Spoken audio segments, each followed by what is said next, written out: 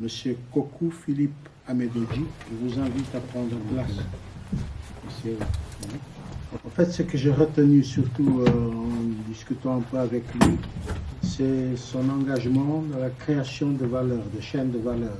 Il nous expliquera tout ça, le lien avec les droits de l'homme et le développement, et plus parce qu'il vient du Togo. Tout à fait.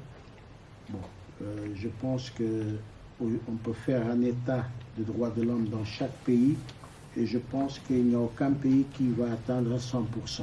Mais bon, c'est lui qui connaît son pays et qui va mieux nous expliquer ça. Merci, à vous la parole. Bien, merci.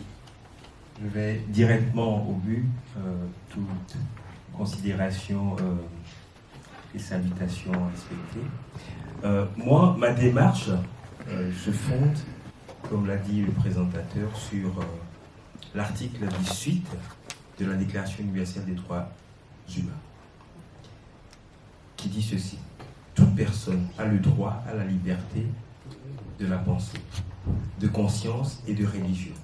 Ce droit implique la liberté de changer de religion ou de conviction, ainsi que la liberté de manifester sa religion ou sa conviction, seul ou en communauté, tant en public qu'en privé, par l'enseignement, la pratique, le culte et l'accomplissement de soi. Donc, le fait de se retrouver à la diaspora, c'est-à-dire de n'être pas dans mon pays natal, ne me prive pas de cette liberté d'opinion et d'expression. Je suis arrivé rapidement, pour tout vous dire, en Belgique en 93 ou en 93, suite à des événements dramatiques que le Togo, mon pays d'origine, avait connus. Et depuis lors, ma conviction, ou en tout cas mon combat, ma lutte, était de faire en sorte que cela n'arrive plus. Malheureusement, il y a eu, pour ceux qui connaissent un peu le Togo, d'autres crises, en l'occurrence politique, et actuellement le Togo vit toujours sous une dictature, une des dictatures les plus violentes d'Afrique et du monde. Le Togo a accédé à son indépendance en avril 1960. 3 ans après, le père de l'indépendance a été assassiné par celui qui l'a reconnu et qui s'appelle Gnassingbé Eyadema. Gnassingbé Eyadema décède en 2005 et depuis lors, c'est son fils qui est au pouvoir jusqu'à présent.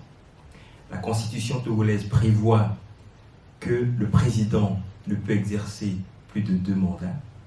Faure Gnassingbé, le fils de l'assassin du père de l'indépendance, est en train de finir son 4e mandat.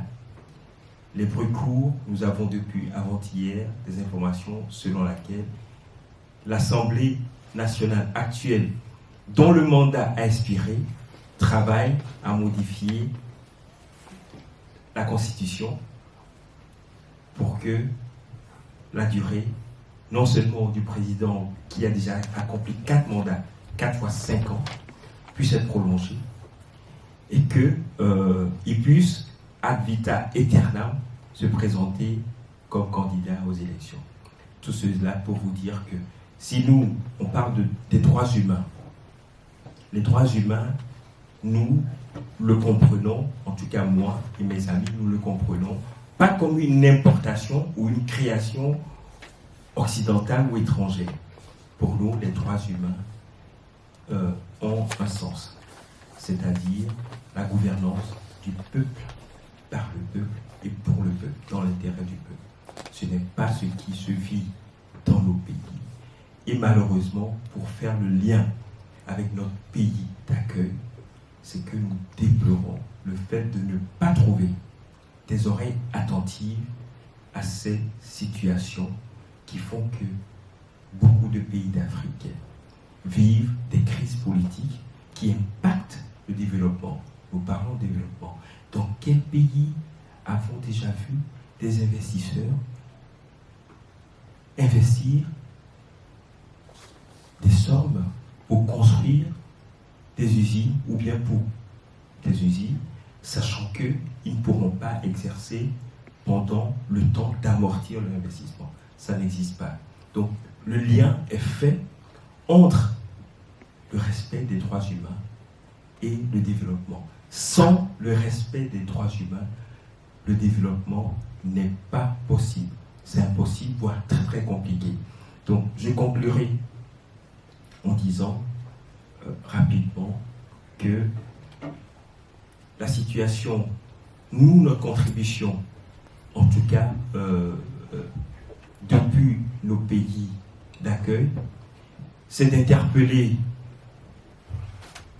depuis l'Europe, et nous l'avons fait à plusieurs occasions, d'interpeller les gouvernants en Belgique, d'interpeller les 3 principaux pouvoirs au niveau de l'Union européenne, la Commission, le Conseil et le Parlement, sur une série de violations qui normalement devraient tomber sous le coup de l'article 6 de l'accord ACP-UE, qui normalement devrait sanctionner tous les pays partenaires économiques de l'Union européenne qui ne respectent pas les principes fondamentaux des droits humains. Malheureusement, la géométrie de la diplomatie européenne étant très, très variable, nous n'avons jamais eu d'oreille attentive. Nous espérons que les jours, les semaines et mois à venir, les dirigeants de nos pays d'accueil, en l'occurrence les grandes démocraties, pourraient entendre raison et faire en sorte que les Africains, parce que menacés chez eux de faim ou de mort, ne soient pas toujours obligés de partir en exil et trouver, pour la plupart d'entre eux, la mort dans le désert ou dans la Méditerranée. Je vous remercie. Les droits humains parlent aussi des droits des peuples autochtones. Malheureusement, quand nous essayons de nous documenter, il y a un oubli manifeste sur les droits des peuples autochtones, qui sont les Pygmées. Les Pygmées ne sont pas seulement en République du Congo, ils sont au Burundi, au Rwanda, au Cameroun, et dans toute la région d'Afrique centrale, dans les plaidoyers internationaux. Dans la plupart du temps, on a toujours tendance à les oublier. Depuis 2022, la République du Congo a adopté une loi spéciale de promotion des droits des peuples autochtones. À l'article 9, le gouvernement congolais a dû promouvoir un fonds national de promotion des peuples autochtones qui sont les Pygmées, afin de pouvoir les donner des terres, parce que historiquement dans la région des Grands Lacs, on reconnaît que ce sont eux les premiers habitants. Ils n'ont pas de terre, ils sont chassés partout, ils s'installent, et pourtant appelés les gardiens de la forêt, mais que les forêts qu'ils occupaient sont remplacées par des parcs nationaux. Donc ils se retrouvent non seulement qu'ils n'est pas intégrés dans les populations locales, parce qu'être intégré c'est avoir l'accès à la terre, ils sont entre-temps aussi pourchassés par les gardes des parcs pour quitter des endroits qui sont des zones sous protection environnementale, par les éco-gardes. Je vais dire, ce sont des apatrides de la région des Grands Lacs. Et nous trouvons, en tant que juristes, qu'il y a une contradiction entre les droits à la terre et les droits à l'environnement. Et sur base de ça, donc, nous sommes en train de vouloir réfléchir sur que les gouvernements, à travers la loi votée sur les droits des peuples autochtones, puissent en tout cas être très bien précis, parce que nous nous sommes rendus compte que ça n'a pas été du tout clair pour vraiment promouvoir les droits des peuples autochtones et valoriser leur culture en tant que peuple. Merci beaucoup. Clara Farid. Clara est en train de préparer un travail sur l'excision. Il y a 4 sortes d'excisions. Certaines, donc la 4e peut coûter la vie. Il y a des enfants qui en meurent parce que c'est aussi assez jeune. Les femmes ont des difficultés pour les accouchements, ont des problèmes de santé très graves. Il y a plus de 28 pays justement qui pratiquent, parce qu'il y en a beaucoup. Donc sur 28 pays, c'est vrai qu'on a pas mal de travail pour essayer de voir un peu le pourcentage d'excision, ce qu'on peut faire, parce que certaines, c'est des traditions, ça peut être une question de religion. Il y a beaucoup de choses qui rentrent en compte à prendre. Et on ne peut pas arriver comme ça et leur imposer, nous, notre manière de voir. Donc il faut vraiment travailler avec la population, avec les ONG qui sensibilisent un maximum autour. Blaise Capuet du Cameroun. Merci de me donner la parole. Tout d'abord, en tant que diaspora, on est toujours fiers de participer aux droits de l'homme dans son pays d'accueil. Donc, je commencerai tout d'abord par la Belgique, qui a déjà été condamnée plusieurs fois par la Cour des droits de l'homme européenne à cause de la situation des migrants. Donc, aujourd'hui en Belgique, l'accueil des migrants est vraiment une vraie catastrophe. Il n'y a pas assez de centres d'accueil. Nous avons des enfants isolés dans la rue, des familles qui n'ont pas où résider. Et c'est une situation assez dramatique qu'il faut également soulever, car ça parle des questions de droits de l'homme, des droits humains, et aussi interpeller sur cette façon de deux poids deux mesures, où nous avons si bien accueilli les réfugiés ukrainiens, mais par contre les réfugiés afghans, irakiens, ceux qui viennent de la Méditerranée, sont ceux-là qu'on ne regarde pas assez.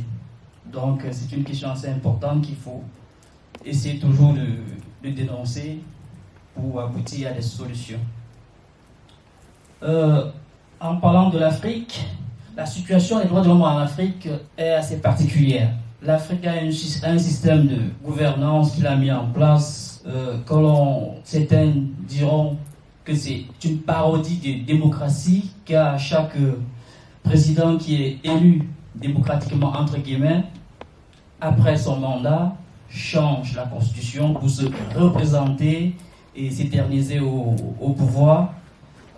Nous avons le cas de la Côte d'Ivoire, du Cameroun et récemment du Sénégal, ce qui aboutit à chaque fois à des manifestations, à des confrontations où il y a des arrestations arbitraires, des condamnations, des morts.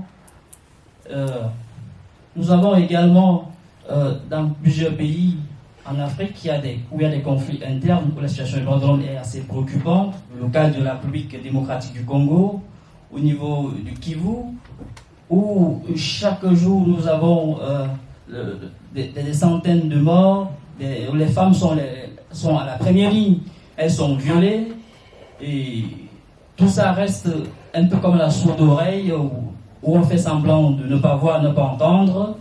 Nous avons récemment le cas au Tchad de l'assassinat de cet opposant qui n'a pas fait grand bruit, tout va bien.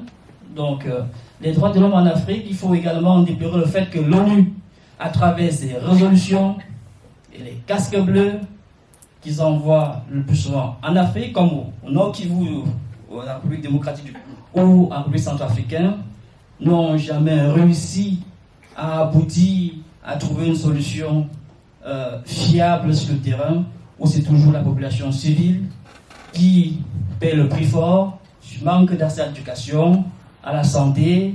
Ce sont ceux-là qui n'arrivent pas à pouvoir survivre au jour le jour. Nous allons aussi parler du cas de l'Afrique de l'Ouest, le cas du Burkina Faso, du Mali, du Niger, du Cameroun, du Nigeria, où les groupes terroristes, ça fait des années qui faisaient la loi dans ces zones-là, surtout au niveau du Cameroun dont je suis issu, soit ces personnes qui viennent terroriser la population, égorger, commettre des actes vraiment atroces, où chaque État fait de son possible pour pouvoir les repousser. Mais nous avons constaté, il faut bien le dire, que depuis le départ des forces internationales, la sécurité et les forces de ces pays-là semblent maîtriser la situation, repousser tous ces hommes qui commettent ces atrocités-là. Voilà en quelques mots ce que j'avais à vous dire aujourd'hui. Merci. Beaucoup de gens ici sont, comme vous venez de dire, sont souvent en alliance avec l'Europe, la Commission. Et moi, quelqu'un a dit qu'on peut être fier d'être dans nos pays adoptifs. Moi, je suis dans mon pays adoptif parce que je suis belge aussi de ma carte d'identité, mais je ne suis pas très très fier en fait d'être européen. Vu les positions que l'Europe prend actuellement, il n'y a rien qui peut faire de moi un Européen qui puisse être fier. Je viens d'arriver il y a quelques jours du Congo. Je suis très révolté. Ce que j'ai vu dans l'est de mon pays, c'est des choses qui ne peuvent pas arriver. Moi, j'aurais voulu entendre des propositions concrètes. Les droits de l'homme, c'est une théorie, c'est quelque chose, on nous a tous ôté ces droits de l'homme, qu'on est tous égaux. C'est pas vrai. Le monde le dit.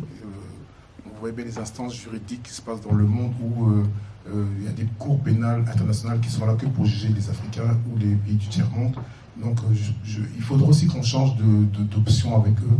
Il y a les élections qui arrivent et la seule chose que nous, on peut faire, c'est de manifester, c'est bien, faire des lobbying, il faut faire des pressions, il faut faire des boycotts, mais surtout, il faut voter contre ces gens-là qui ne représentent plus.